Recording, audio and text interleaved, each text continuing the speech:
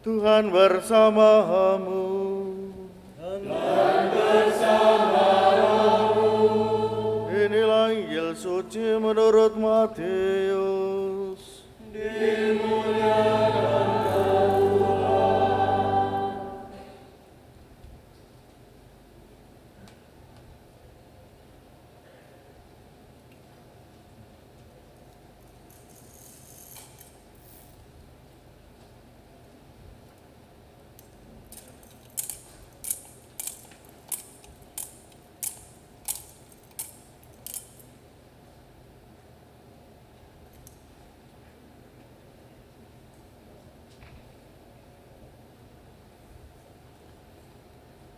Setelah hari Sabat lewat, menjelang menyingsingnya fajar hari pertama minggu itu, pergilah Maria Magdalena dan Maria yang lain menengok kubur Yesus.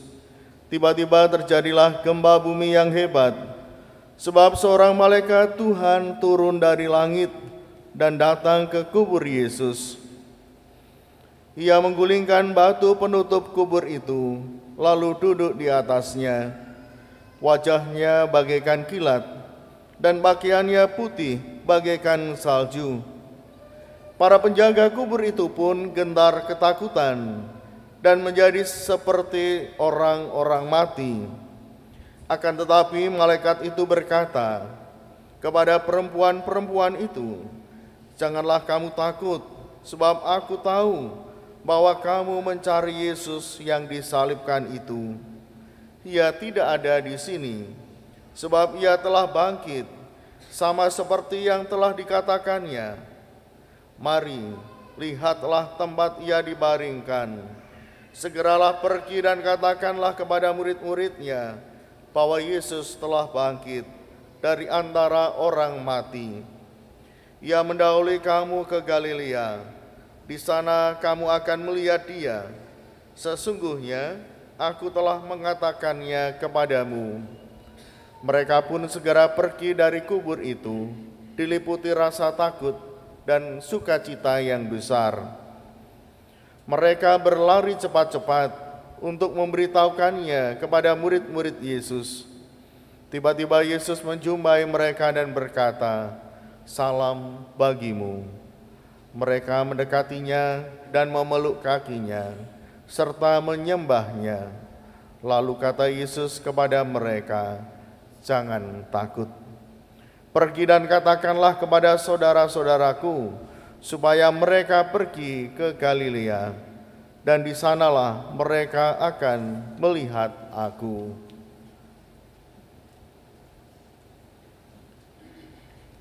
Demikianlah Injil Tuhan. Terpujilah Kristus.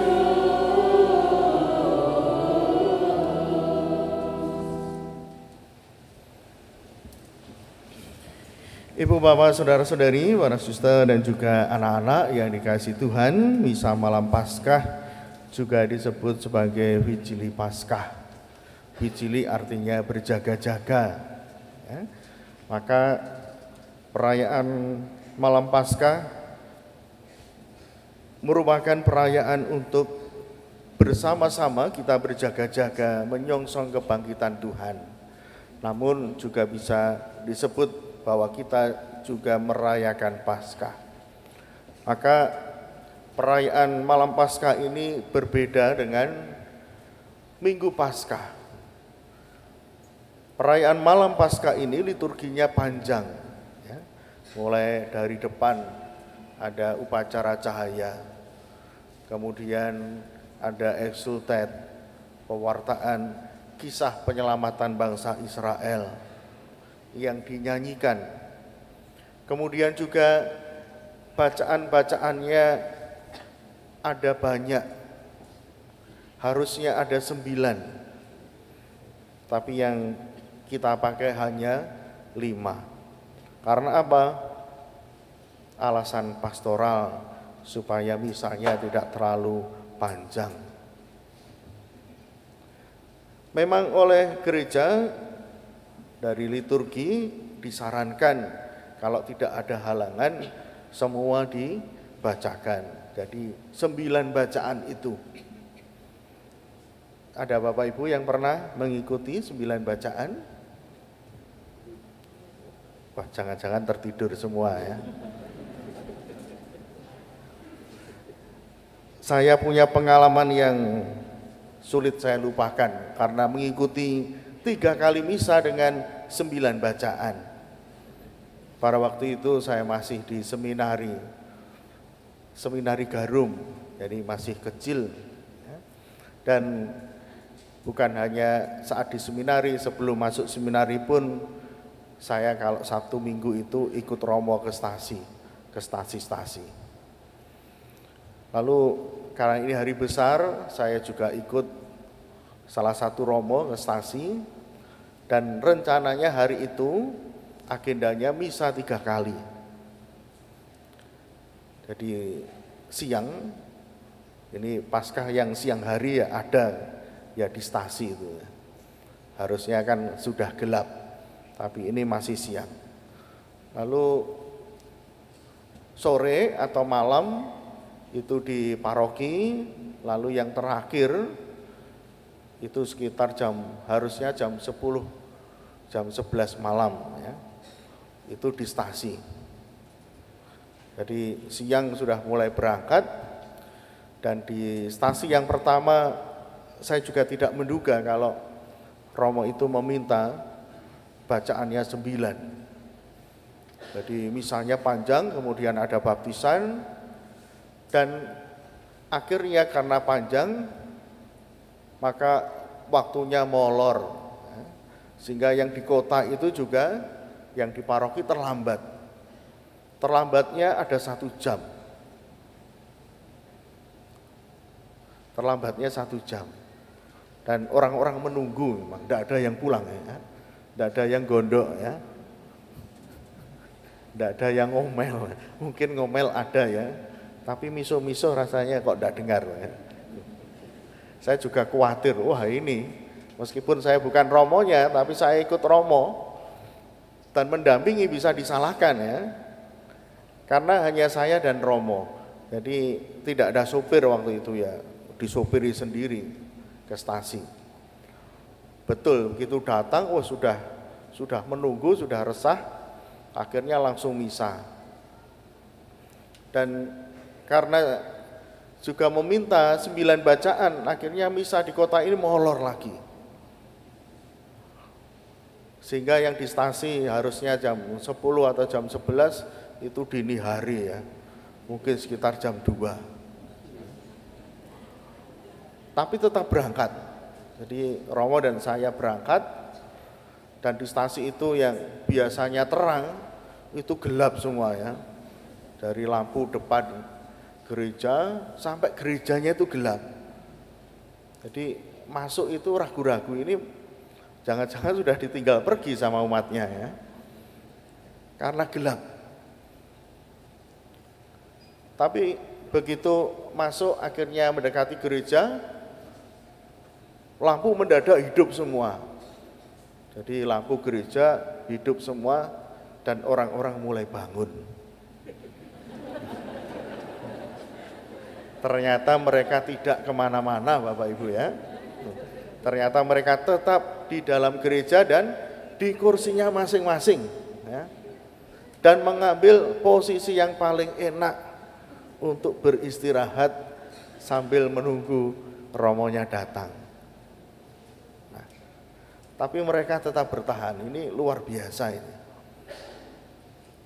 Mungkin kalau yang ngomel sudah pulang ya, tapi ini tidak pulang, jadi ditunggu sampai romonya datang.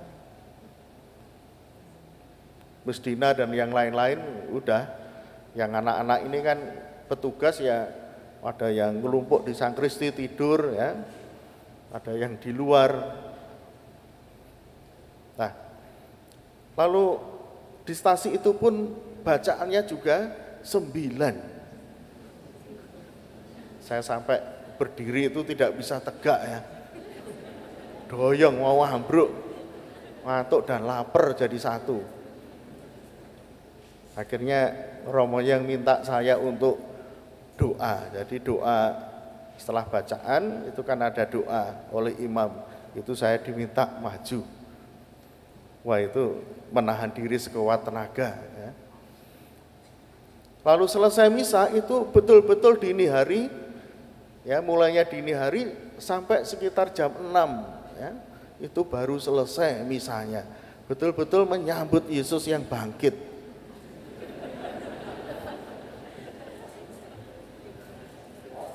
Tetapi dengan badan yang loyo ya. Sudah ngantuk berat. Dan panitia Paskah dari stasi itu agak sungkan sebenarnya. Kan biasanya habis misa ada makan ya. Itu sayurnya ya bolak-balik itu berkali-kali diicipi.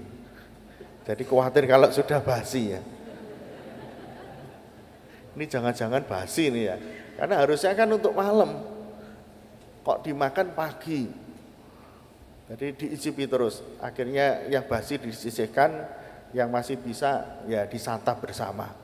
Jadi semua umat itu setelah merayakan Ekaristi langsung makan bersama tanpa mandi terlebih dahulu. Saya pun mandinya sudah sejak kemarin berarti ya. Nah, Bapak Ibu Saudara-saudari, memang perayaan Paskah perayaan yang istimewa. Ada yang berusaha untuk menyambutnya, merayakannya dengan berbagai cara, antara lain Romo ini ingin agar Paskah betul-betul bisa dirasakan. Malam Paskah sebagai vigili, ya, berjaga-jaga. Memang betul berjaga-jaga sampai pagi. Tapi ya hanya sehari itu. Karena setelah pulang ke rumah saya tidak bangun-bangun ya. Jadi tidur tidak bangun-bangun sampai besoknya. Karena capek. Nah, Bapak Ibu Saudara-saudari, peristiwa Paskah menjadi peristiwa yang luar biasa bagi kita orang Kristiani, baik Katolik maupun Kristen. Peristiwa ini bukan hanya dimengerti sebagai peristiwa kematian dan kebangkitan. Karena apa? Karena kematian dan kebangkitannya ini dilakukan oleh Allah, oleh putranya. Siapa yang bisa mati kemudian bangkit? Tidak ada orang yang melakukan seperti itu.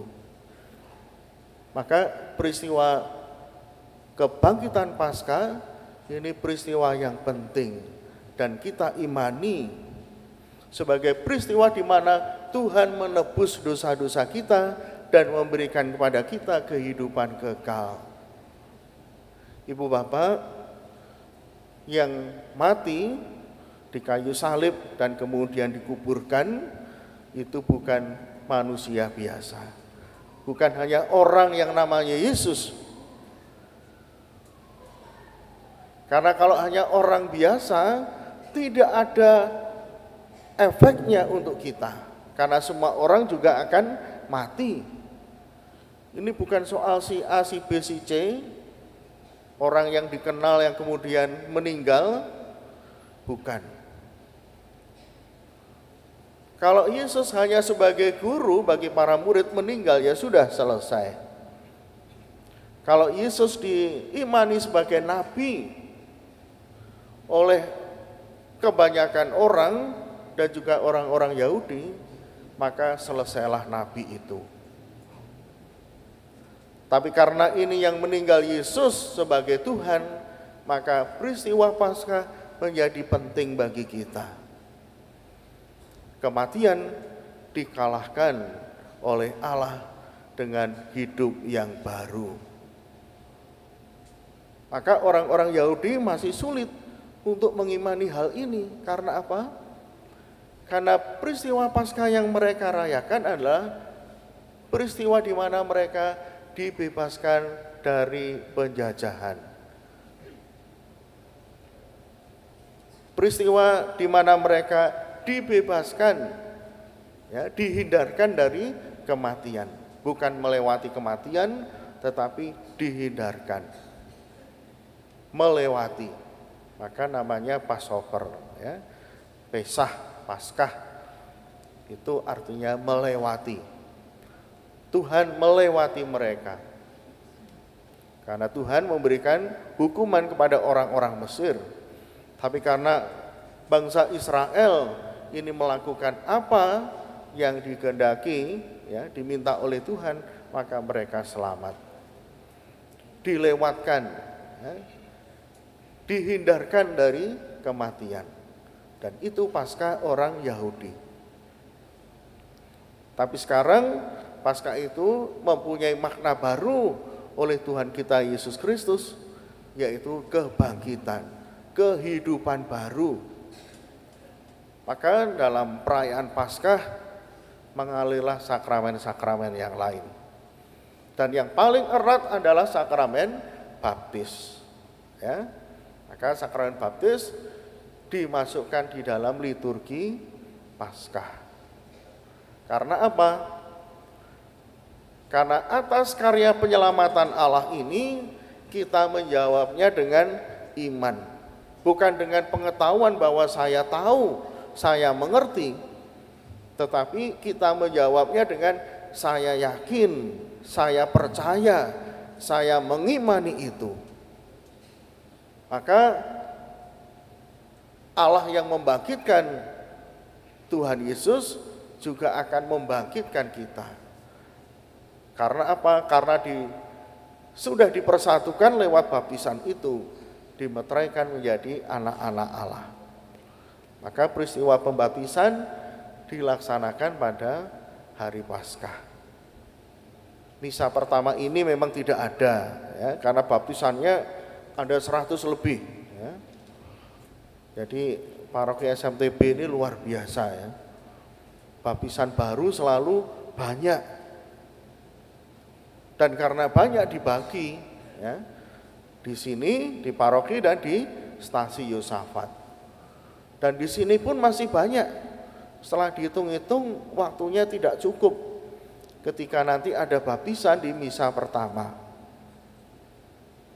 Maka baptisannya nanti di misa yang kedua.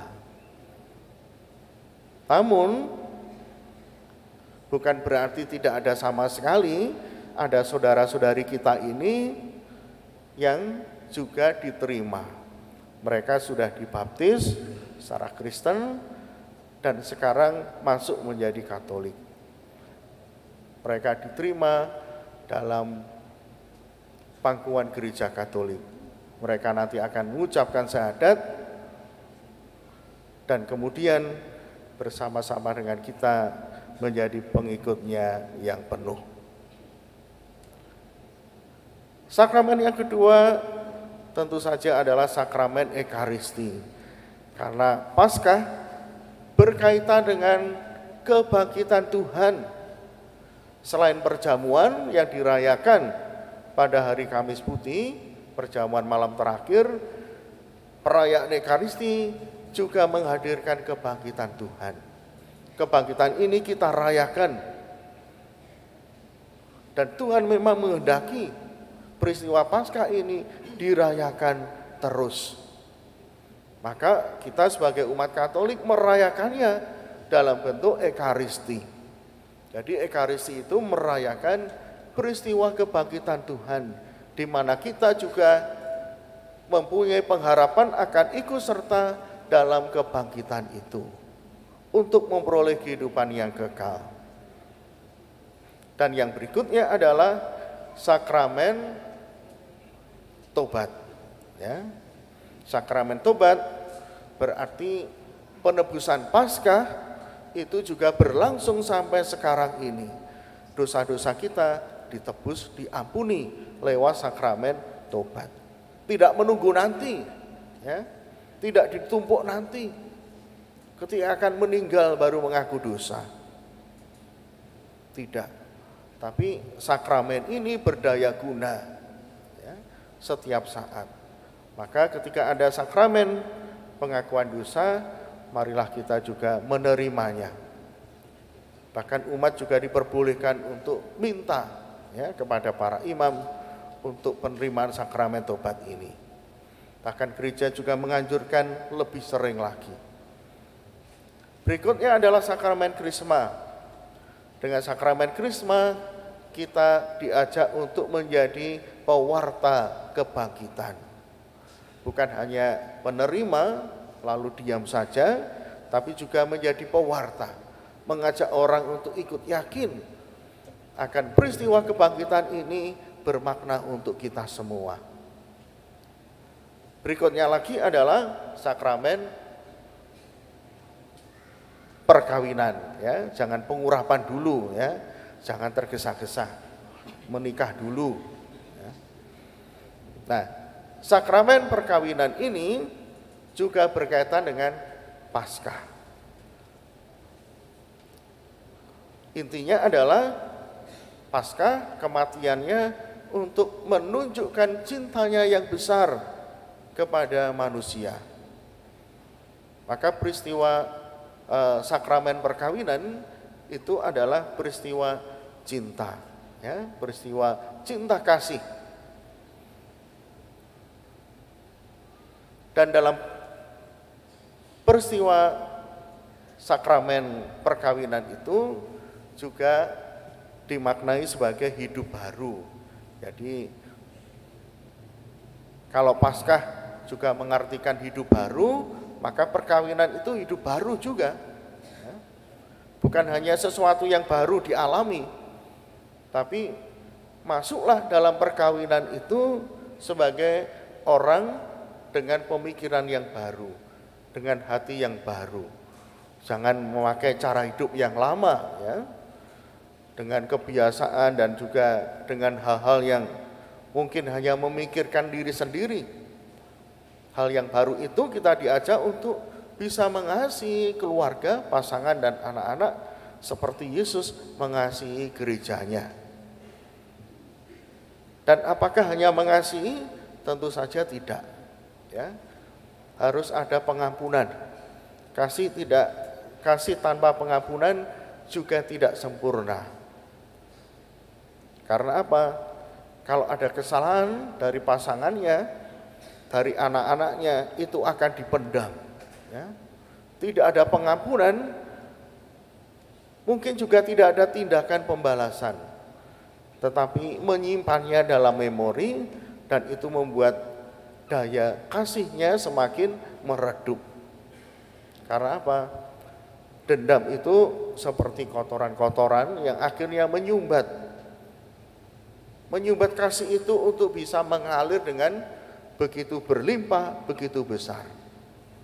Maka perkawinan juga harus ada pengampunan. Suami istri mengampuni. Apakah hanya datang kepada romo untuk mengaku dosa? Tentu saja tidak, ya. Pertama-tama justru harus berani untuk meminta maaf dan memaafkan. Karena seringkali kalau ada kesalahan terhadap pasangannya hanya datang kepada romo saja.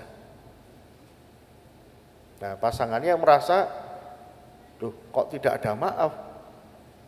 Kok kamu tidak maaf? Tidak minta maaf ke saya? Sudah melakukan kesalahan. Saya sudah datang ke romo." Ya.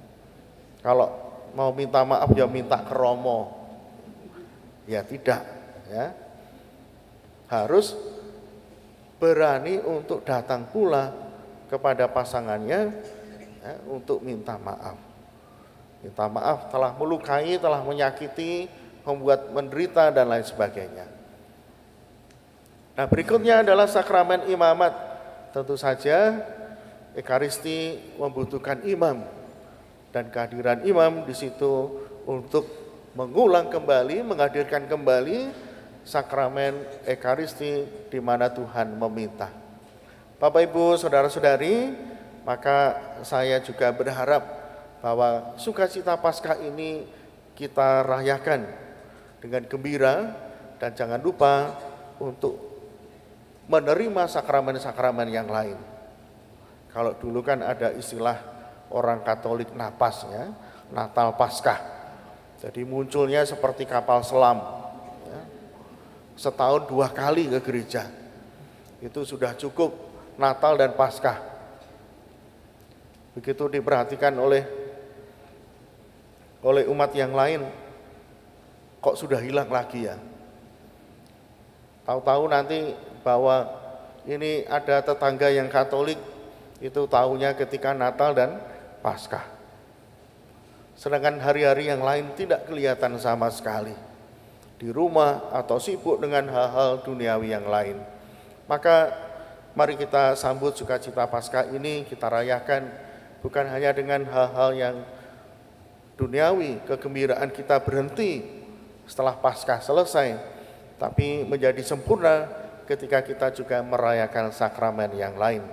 Bapak Ibu Saudara-saudari, saya undang kita semua untuk lebih rajin lagi menerima sakramen-sakramen, terutama yang kita terima setiap saat. Semoga dengan sakramen itu kita juga semakin dikuatkan dan keselamatan menjadi nyata. Berkat Tuhan menyertai kita. Amin.